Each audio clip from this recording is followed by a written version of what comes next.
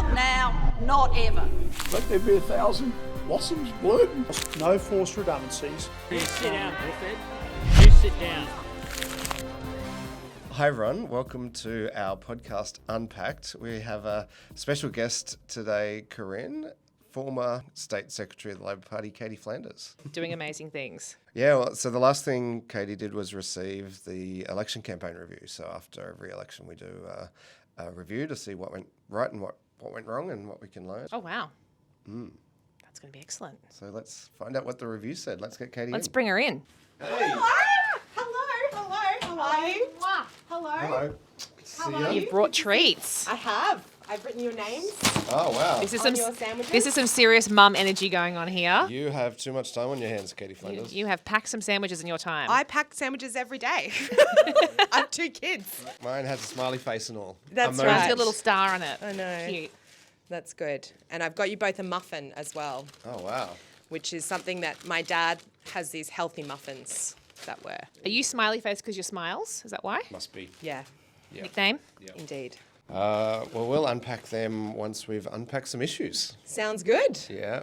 It's so exciting to have you on here. Oh, thanks for having me. I'm really excited to be on the pod. State secretaries don't normally do podcasts. This is true. Probably for the best. Hidden away. famously Indeed. behind the scenes. Indeed. Authorised by only. Men and more recently women. Indeed. That's right. Exactly. No, it's good. So you've been done a couple of weeks. You've left party office a couple of weeks ago. I have. That's What- right. What? I've been hanging out with my kids. Yeah. School holidays. So that's been fun. Did they know who you were? Not really, but I'm re-entering the fray. It's good. We love that. It's all good. Yeah. Lots of sandwiches. Indeed. That's right. Exactly. So yes, I haven't had to make as many lunches in the last 2 weeks, which has been good, but back into it. And I only worked out, or I only saw recently, you were secretary for a bit over 3 years. Yes. Yep. Which is not actually that long, but it felt like. It felt like a long time. I like feel like you've it's been like there dog forever. years. Yeah, that's right. Exactly. 21 years. That's right. Exactly. That's right. It's the best of times, it was the worst of times. It's so fun. It's so good. But yes, I've been in the Labor Party 25 years. So, you know, it's been fun. And that's still like silver membership. That's, you know, you've got to, I don't know, it's like 30 or 40 years to get, you've got to be in an amazing number. That's before right. Got a lot of dedicated folks, which is good. We do. Yeah, that's good.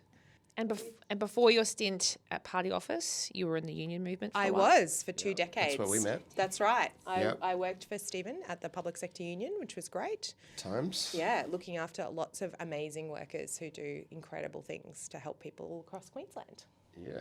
Lots of people listening would never have heard of a state secretary. So This is true. explain your job. Or So, what your job was. what my job was. So, I worked at the Labor Party and helped run all those campaigns. So, basically, we would talk to our fantastic local Labor Party members, and I think it's something, if you're ever interested in getting involved in politics, you should find your tribe. And I was very lucky. At uni, I found the Young Labor family and joined up to the Labor Party and then got involved in campaigns, which is, you know, out talking to voters. And so at party office, we would do things like print all the flyers and make all the ads and book billboards and do all that kind of fun stuff. Yeah, and you got to go out on a pretty big high, that federal election I campaign. did, which was great. It was so fantastic having amazing people like Corinne elected, and I know you've had Ailey on You the got pod. number 2 on our Senate ticket elected. I did. Absolutely. which Thank you was very much for that. good, Very important. And I think that's the wonderful thing about this big Labor election was talking about the things that mattered to us, about Medicare and about housing and about cost of living relief and, you know, women's economic, you know, equality. It's been really good. Yeah. If you were going to describe yourself to people who've never heard of you before, one sentence, what would you say? Trying to empower people to, you know, go out and do the things they love. Yeah. And you love a bit of door knocking. I love You are door knocking. You are famous as a Yes. state secretary for doing door knocking, which is Love a little it. unusual. I think so, but I like talking to people. It's really, really fun. And I think politics is personal. So I think it's about going out and having conversations with people about what matters to them. It's one of the things I know Stephen has always done as well, and I know you love it too, Corinne, because I think when you We say we love it. You mean it. yeah, I do mean it. It makes you stronger. Yeah, I love does, it. It's that's good. true. And I think it's those stories that drive me, you know, like I love meeting people in their homes. I love figuring out people's gardens. That's also exciting. Love a door ornament. Yes, or a crazy little doormat. And you meet lots of pets. That's also fun. Lots of puppy Try dogs. not to get bitten by them. Indeed. Have you ever had a sort of a dicey encounter with a dog on door knocking? No, but I have had an dicey encounter with some chickens once where I accidentally let someone's chickens out of their yard and then I had to chase them down the street and catch them. And I am quite scared of birds. So that was a real moment for me. But the chickens were recovered and returned to their owner. I always make sure I shut the gate behind me because I'm so afraid of letting someone's dog out. Exactly. But I'm It's also very really important. scared that there'll also be a scary dog in that I can't get back out of the gate and I have to jump over the gate, which happened once. That's, yeah. So you did the shake of the gate to see Shake if a the dog gate. comes. There are some tips and tricks. I'm sure you know all about them. So when a politician arrives at your door, please be nice to them. Yeah, because they've literally done or a volunteer. Risking their lives. That's right. But it's good. And they're there because they want to hear what you want to say. Yeah, exactly. So final words of wisdom for the party. Never stop listening to Queenslanders. Okay, well, that's a good one. It leads us into our Cut the Crust segment because the main reason we're talking to you today is the last thing you did as State Secretary was receive the election review for our campaign, the 2024 state election campaign. Yes. And this is a chance for us to share those findings. So first of all, talk people through what an election review is. So after an election result, we go out and, obviously, sadly, we didn't win, but we wanted to learn what it was in that campaign that Queenslanders responded well to and what went well, and then what we could do differently for next time. So in an election review, we get some esteemed party, elders and people who are really good. So who did this one? We had Dom Offner, who does my old job in New South Wales, so he's the State Secretary of New South Wales, and Senator Karen Grogan, who's a senator from South Australia. Two experienced campaigners. Absolutely. Absolute legends of the party. And they met with a lot of MPs and candidates and party members and people who worked on the campaign and talked to them about their experiences and what they found, and then wrote a report for us. And because they're not Queenslanders, they're a little bit removed, right? They've got no 100%. dogs and no fights. They're coming in with no preconceived notions. That's right. They kind of watched it from afar, but then they came in and talked to us all about what it was like to live and breathe it. Yeah. Okay. And so what are the key takeouts? Well, I think one of the key takeouts is that, your agenda in the campaign, Stephen, was very clear and very ambitious, and I think you had such a big 10 months as Premier, and that was really good. And things like 50-cent fares and all of those pieces worked really well, but that the government, we'd had a Labor government in Queensland for 10 years, so that time for a change factor was really hard to get over, and that we didn't really have enough time to kind of define our new Labor energy with the new leadership team, but also that, people were really, they did certainly send a strong message on crime, and I think that was something that did come through a lot. And we knew that in the campaign, but also the campaign had a positive impact in that a lot of people listened to the messages in the campaign, and we won a lot more seats than people thought we were going to do. Yeah, so does the review quantify that? It certainly shows that, which was all in the published polling as well, that, we were on track to have maybe 20 or less than 20 seats, and then we did win 36, which was much bigger. And certainly things like people talking really, were concerned about things like reproductive health care. Those issues really cut through during the campaign, and that made a big difference. And also, your progressive agenda made a big difference. Just on that, because I have heard it said that things appeared to swing back towards Labor in the last few weeks of the campaign as people, I think, may have had a really strong view about a particular issue or the other side of politics, and then saw the scrutiny during the campaign that the other side was put under, and things started to move a little bit more towards Labor's agenda. And I have heard it said that had there been a few more weeks, a little bit more time of the campaign and that additional layer of scrutiny that continued to be applied to their policies and their leader, that could have helped as well, Yeah, and I think, the last big news poll before the campaign, Stephen went into the election as preferred premier. Like, I think there was a lot of momentum in the campaign, but also people did want to send the government a message about community safety and about some of the things that they felt weren't moving as quickly as they wanted, and so they got a change. And that is, the thing about elections and about election reviews is you absolutely have to respect the will of voters, and I think that's important. And we are certainly learning from this and regrouping. And I think, the same thing happened in the federal election, Corinne, and you would have seen that where, in December, people would have thought Peter Dutton was a good chance to become the Prime Minister, but during the campaign, he kind of had the opposite effect for him, where he couldn't explain a lot of their policies like nuclear or some of those things. They couldn't explain them effectively. And so whereas Labor's agenda on healthcare and on housing and on cost of living really shone through. So what do you think the lessons from this review are for our team, the next 6 months, the next 3.5 years? I think that the good thing about the Labor campaign and about Labor generally is that we really care about our values as a party, and our members care about those things. And I think being really clear about our values and our agenda and really sticking to that. And when we talk about the things that matter to us, that also matter to Queenslanders, people listen. And I do think, the campaign you ran and the messages that we put across, like the Crucifili government have adopted 50-cent fares. They have had to, That's pretty great. It's so good. Like, I think it's something where you go, this is a legacy that should never be taken for granted, when you go, these things are really important to people and really popular. And when you can tell that story and when you can do things as a politician that make such a big difference, then they can become, a thing that we as Queenslanders are proud of and that we want to keep. Yeah. And I think that that's important to recognise, that those things matter to people and we will always fight for them. And I think that's the lesson of this. And then I also think it's like listening, which is what I said at the start, going out and listening to Queenslanders and meeting them where they are and saying, this is particularly in the regions.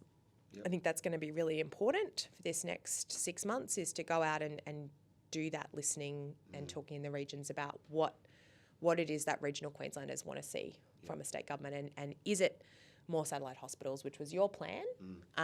Is it about, more housing? Is it about what are the things that need to happen? Yeah. One of the issues that really came up during the campaign was women's reproductive rights, access to abortion in particular. Yeah. And since the election, the LNP's taken this pretty extraordinary step of banning MPs from talking about it. What do you think's going on there? Well, if I could read the LNP government's mind, that would maybe be a bit troubling for me. But what I think is that Queenslanders clearly said, we think this is healthcare. We think, and we don't think you should take it back. And I think we made that really clear as Queenslanders and said we want access to healthcare for everybody, no matter where you live or where you come from. And that's important. And women's rights are important to Queenslanders, but people generally. I think it's a pretty extraordinary overreach to ban discussion of any issue in a parliament. Like, I do think that is something that we need to keep an eye on, because I think a healthy democracy, you should be able to talk about issues that people are raising with you. Yeah. Because, this is the first step, and, at one level I'm grateful that the Premier did come and say, well, no, I won't touch those rights. Took a long time to get to that point, though. How many times did you ask that question? He was asked it with a fine print this term. Yes, and that is the risk, I think. And I think then, but even if there's like advances in healthcare or changes that we then can't discuss in our parliament, that's something that concerns me as a constituent. basically as a voter in Queensland. And I think it concerns a lot of people. So I think we need to be really mindful of that and say, well, if a politician in any parliament starts to say, well, you're not allowed to talk about an issue here, you know, Parliament is the people's house. It's where people should be able to have their issues raised. What's next? That's right. So that's something that I worry about. Yeah. And so since the election, we've been taking that advice and listening and travelling around and talking to people a lot, and we'll keep doing that. I think the other thing the report talks about that we have been really focused on is unity, kind of keeping the team together. You saw the coalition just completely fall apart after their election, and that can happen. It can happen, and I think the benefit of having a united team and really being united around your values and around what you are trying to say is important, because I think people respond well to politicians who speak plainly and where they know where they stand, you know, and I think that's something that you then want to be able to have that reliability and stability. And I think it was a pretty obviously tough loss for the coalition in the federal election, and then they had a different reaction. Tore themselves apart. Indeed, it was not ideal. But it is hard, and I do think I'm really proud of us because we did come through a tough campaign where, you know, we did lose, but we just picked ourselves back up and said, well, we're just going to keep doing what we said we were going to do, and we're going to hold the government to account on, you know, delivering health services and, you know, taking the action that people voted for. And we're going to stand up for the things that we know matter to people. And I know you've been going around and doing that, Stephen, along with Cameron and Shannon and the whole team, just getting out there and talking about those things that matter to Queenslanders. Yeah. Now, we don't release the report publicly, but it is available to Labor Party members so that they can. How can they get it? Well, they'll be sent a copy. To branches and at the branch meeting. That's right. So those things are available to people, which is good. Yeah, very good. All right, well, moving on from the review itself, one of the more interesting, I guess, parts of the State Secretary's role that maybe people don't hear much about is focus groups. Oh, yes. And these much maligned focus groups. But tell us about just explain to people what focus groups are and how we use them. Well, most folks who are involved in marketing, or you might even be a participant in a focus group. I think the best focus groups would be like if I got to taste some chocolate or, you know, like give feedback. I think they're like quite fun focus groups, would be food ones. Politics focus groups. I imagine most participants, when they find out they have to do a politics focus group, are like, oh my God, no.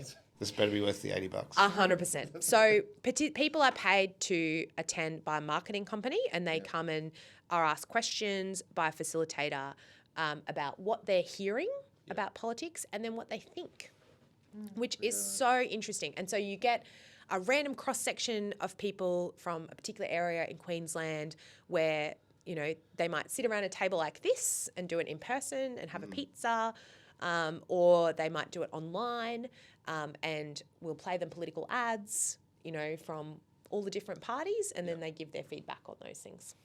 And why? Because there's obviously two types of research to often use in a campaign. There's the sheer numbers of being polled, a question on the phone usually or online, and then there's the focus groups, which kind of allow people to tease out issues a bit further. Is there a preference in political campaigning for a type of polling, or is a mix of the two good? You know, I think you've got to do both things, because you've got to understand, you know, the benefit of a focus group is it's a longer form conversation with people about, you know, you get to actually have a long chat about what matters to them and what they're hearing and what they're seeing. Whereas a poll where someone rings me up and says to me, what are the issues I care about? And then, you know, who do I usually vote for? Who am I going to vote for now? Is just a quick phone call. So sitting in those focus groups gives you an insight most of us don't have into how, you know, how people think. And I'm interested in one issue because we've seen the Crusts government really go on this ideological war against renewables. And it's almost like they think people hate wind and solar. I wonder, is that what's going on there, or? I don't think Queenslanders hate renewable energy at all. It's cheap. I think people want cheaper power. I think they want to know that it's reliable. I think they want to know that it's safe. You know, and I think that certainly my generation grew up not feeling the safest about nuclear power, for example. And I think people are also very concerned about sustainability. So renewable energy is both cheap and better for the environment. So I think a lot of folks are quite enjoy. So why do you think they're cancelling all the wind farms? Is it just ideology? I think it must be, because it doesn't really stack up economically, and it doesn't match public opinion. I think there will be some people in local communities who are close to any energy project, whether it be a coal mine, a gas project, or a renewable energy project, who have concerns about that particular project because this is my neighbourhood and I have a view about this. So maybe it's local stakeholders are affecting the political view, but I think the energy and jobs plan that we had under the Labor government in Queensland was, when Premier Palaszczuk released that, it was the most visionary and excellent plan, that all stakeholders agreed to and Queenslanders really backed. And when you became the Premier, Stephen, you talked about raising the ambition on emissions reduction, and I think people really responded well to that as well. So I think Labor has a very clear agenda on that. And, the federal government, Corinne, obviously you guys have got a fantastic plan about rewiring the nation and transitioning. And I think Queensland, as a decentralised state and also a state that we do a lot of manufacturing, and it's really important to manufacturing that we have good, reliable, cheap energy. But the energy and jobs plan, I think the jobs part of the plan is the piece that really gets missed. And I have a number of friends of mine who are diesel fitters and have a whole bunch of different roles who are working on Cross for Rail at the moment, people who are not interested in politics at all, who were looking towards some of those pumped hydro projects as the next big pipeline projects that were coming and underground projects, going, well, that's where I'm going to go in 2026 or 2028 and go and work on. Those projects have now been canned as well. And some of these people are now going, I need to go to the Northern Territory or I need to move to South Australia to get work as a skilled tradesperson working in underground. So, 2,500 jobs are lost on some of these projects. So it's not just about the energy transition and the renewables, it's the jobs. And I think that keeps getting missed so much by the opposition who are now in government, that when they hit these projects on the head, they're also killing off those jobs for local people. I think this is one for you, Corinne, really, because when I think about the ideological opposition to renewables, it's really been driven a lot by Senator Matt Canavan and a few other LNP folk, but Canavan in particular.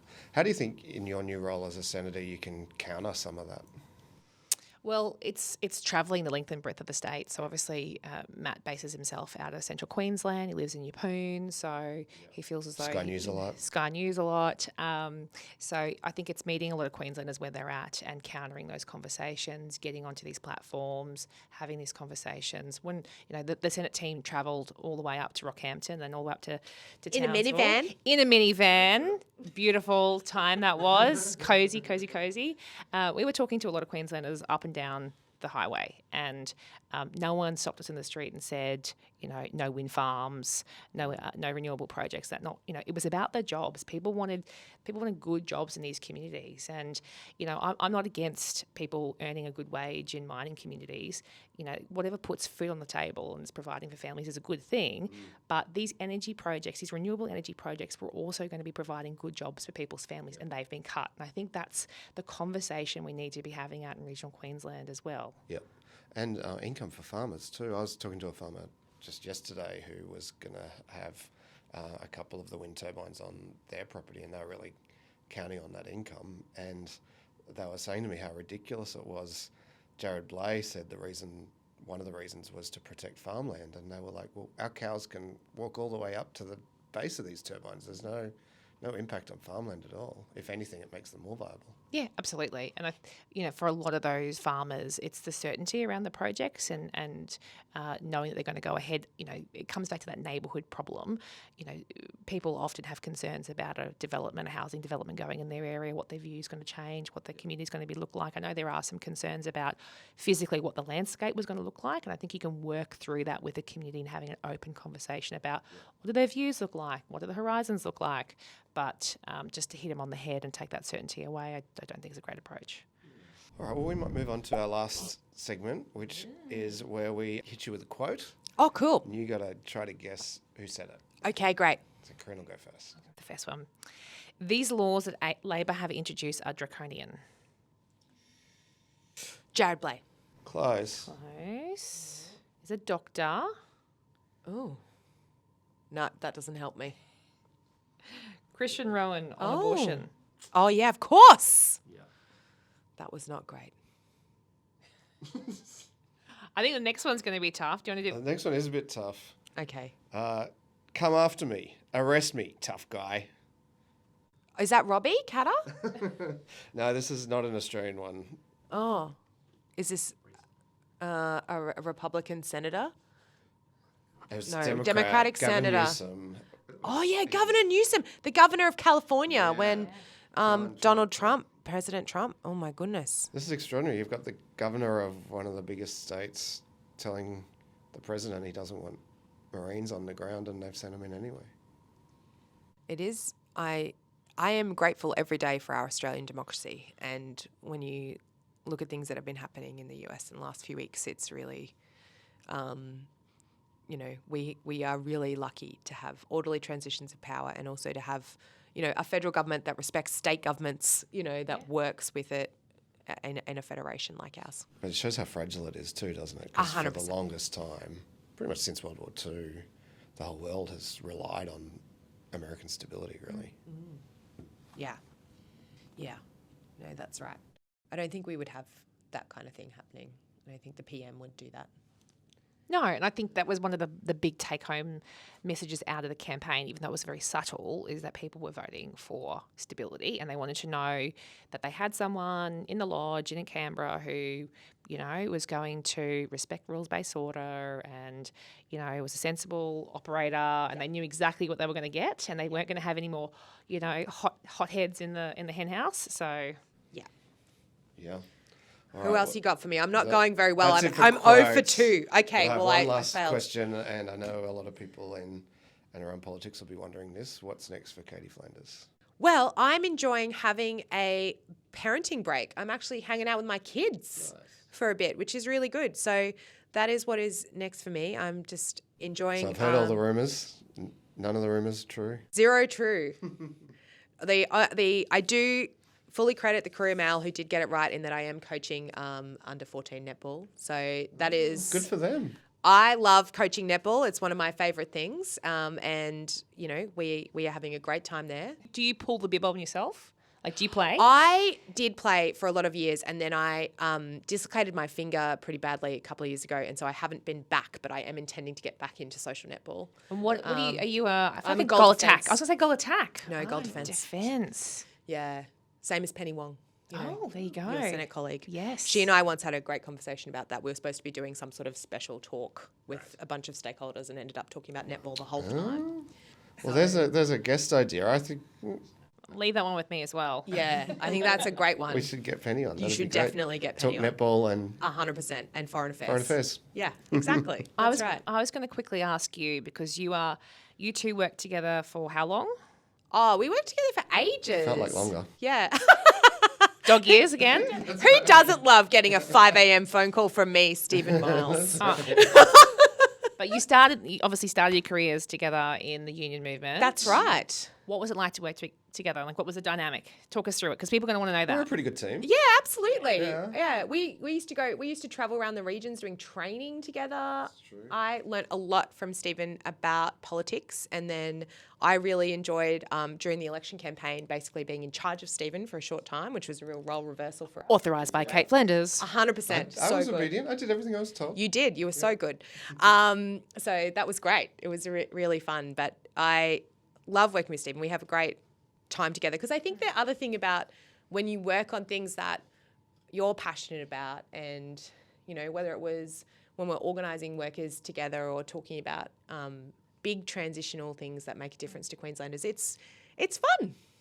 What's he like to work with? Because one of the things that I noticed very early on when I got to know Stephen is he is, obviously we know you're very hardworking, but you have this trait when people come to you with issues, that you action them in the moment. And I remember asking you about it, and I said, you'd have a full day of meetings, and you'll be sitting in the meeting going, stakeholder comes in, and you're actioning it straight away. You're like texting this person, sending this off, doing this. And I'm like, why? How are you doing this? And you said, well, if I wait till the end of the day, it's all going to bank up, but you're like sort of very action focused, and that would be both fun and not fun, being on the receiving end of some of those actioning items. But It takes just as long to do it now. yeah, it does. It does, and get it done. That was one of the things I always noticed. I think Stephen is a very man of action person, and he would always be keen to get things done and not just sit around and chat about things. And then the other thing I liked about Stephen, which is a difference in our personalities, is I'm a real just talk first, think deeply about it later type of person. Talk it like you talk to think. I talk it out and then over it. Whereas Stephen would think about it, and then when he said something, it was very smart. Whereas sometimes I would just say things and then be like, maybe that has been received not the way I meant it to be. But anyway, I'll keep talking and try and fix it. It's I fine. suspect your personality is more suited to a podcast. than Indeed. mine. Yeah. That's right. We'll have a chat. And we were saying before you came in earlier that, in our phones, you're as Katie. Yeah, Yes. that's true. Really dates me in a time in my life, but is also a name my friends See, I didn't call pick me. this up. Like, when did you rebrand? I don't think I did. Well, when I went to work at, I worked for the Australian Council of Trade Unions briefly, and there was another Kate who was also a union trainer, and so I renamed myself Katie in that era professionally. But then I've always been Kate, but also Stephen knows my parents really well. They adore Stephen, and my parents call me Katie as well. So there's also people who are close friends or who know my family who will call me Katie. It's true. I had this conversation with Jules as well down in Canberra, because I went door knocking with Jules, and we were knocking on people's doors. I was like, this is Jules. And she's like, it's Julianne. Yeah. My name is actually Julianne, Corinne. I was like, Julianne Campbell, which felt very strange because, again, we've known Jules for a long time as Well, Jules. she didn't correct me when I was door knocking. Yeah, well, I can believe that. All right, now what kind of sandwich have you brought us, Katie? So I grew up in Mackay, as many people know, and I have brought you a classic regional Queensland. Look at that, the whitest of bread. Indeed, it is white Is bread. that Devon sausage? It is Devon and tomato sauce. I Delicious. had these day in, day out at primary school. There's also And I think now- two types of people, the diagonal cut or the rectangle cut. So it's a Oh, yeah. rectangle cut. Yeah. We love a rectangle cut. Thinking back now, these sitting in my sandwich in my lunchbox in a 40-degree Queensland day. 100%. You sounded Still okay. delicious. The preservatives in this sausage must be. I just feel like it's a classic. I think it's one of those things that you just can't, when I thought about, I was so chuffed to be invited on the pod, and then I was like, what sandwich am I going to bring? And I was like, I know, fantastic. Delicious. That is pretty good. See? That's childhood right there. It is childhood. Exactly. I did bring you an Golden extra Circle popper. special treat. A frozen popper, 100%. keep it cold. Yeah, the frozen popper was next to the Devon sandwich. So, my dad, I'm a daughter of two teachers. My dad, Paul, he would famously, when he would occasionally bake, he would make these healthy muffins. But they do have chocolate chips in them. Okay. So that makes it worth eating. But they've got a lot of oats in them. A little bit of sugar on top. A little bit of raw sugar. Delicious. So we love a Paul Flanders healthy muffin, famous in our family, and have sustained many... There's a fair bit of sugar on top. Yeah. Yum. Many MS bikeathons and other family Pre-poll? activities. Pre-poll. It's like a bowl of cereal in a... 100%. So that is a good... And you can freeze them. Mm-hmm. And so he would, make a big batch, chuck them in the freezer, and then you get a muffin, Devon sandwich, and an apple. We might have to Good share school the recipe. lunch. Yes, we can actually. I can share the recipe for the muffins. They're All pretty right. good. Well, thanks for coming in, Kate. Thanks, guys. Thanks for having me. Thanks for coming. Well, it was great to introduce people a bit more to Katie Flanders. The State Secretary is kind of the faceless person Yes. of the Labor Party. Hey, Notoriously behind the scenes, so it was fantastic to go behind the scenes with Katie today. chance to get to know her. I suspect we haven't seen the end of her, though. I hope not, because she's a fantastic woman. Well, thanks so much for tuning in. If you enjoyed it, please like, comment, subscribe, and tune in to our next one. We'll see you next time. Not ever. Let there be 1,000 blossoms bloom. No forced redundancies. You sit down, Clifford. You sit down.